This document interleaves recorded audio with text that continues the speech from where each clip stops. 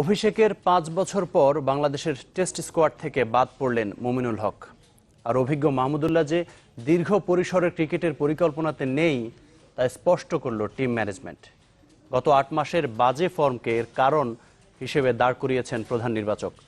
আর coach Hathuru সিংয়ে বলছেন, দলে প্রতিদ্বন্দ্বিতা বেশি, এখন কোনো বিশেষ ক্রিকেটার দলের জন্য অপরিহার্য নয়। চমকের এই দল দিয়ে অস্ট্রেলিয়ার বিপক্ষে লড়াইয়ের প্রতিশ্রুতি বাংলাদেশ কোচের। ইকবাল খান, সৌম্য সরকার, ইমরুল কায়েস। বহু প্রতীক্ষিত অস্ট্রেলিয়া সিরিজের প্রথম টেস্টে থাকা 14 ক্রিকেটারের নাম একে একে ঘোষণা করলেন প্রধান নির্বাচক মিনহাজুল আবেদিন। দলে অধিনায়ক মুশফিকের সাথে আছে সাকিব, তামিম, লিটন দাস, সৌম্য, সাব্বির, ইমরুল, নাসির, সৈকত, তাসকিন, মুস্তাফিজ, শফিউল, তাইজুল ও মিরাজের নাম। দলে নেই স্পেশালিস্ট মুমিনুল হক ও মাহমুদুল্লাহ রিয়াদের মতো অভিজ্ঞ ক্রিকেটার। যথারীতি গণমাধ্যম কর্মীদের একের পর এক প্রশ্নের উত্তর দিতে হলো নির্বাচকদের। লাস্ট স্কোয়াডে কিন্তু যেটা আমরা শ্রীলঙ্কার সাথে খেলেছিলাম, ওই স্কোয়াডে কিন্তু মাহমুদুল্লাহ ছিল না। সবকিছু বিবেচনা আনা হয়েছে। আপনার জানুয়ারি থেকে অগস্ট পর্যন্ত এখন পর্যন্ত যে পারফরমেন্স আমরা দেখেছি, এই বিবেচনায় আমরা এই দলটা গঠন করি। এদিকে কোচ হাথুরু সিংহে দল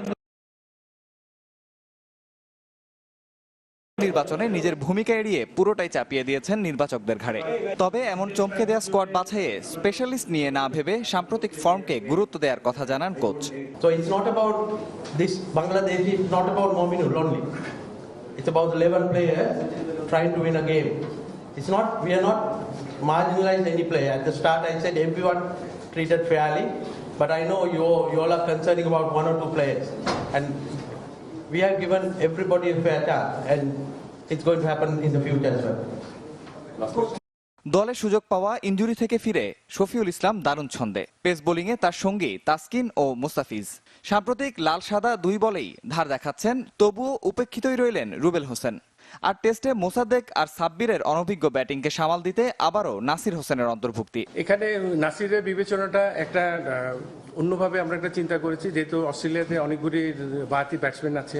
একটা মিরাজের সাথে এডিশনাল একটা অফ স্পিন করতে পারে, ব্যাটিং করতে পারে, এরকম একটা অলরাউন্ডার আমরা খুঁজছিলাম।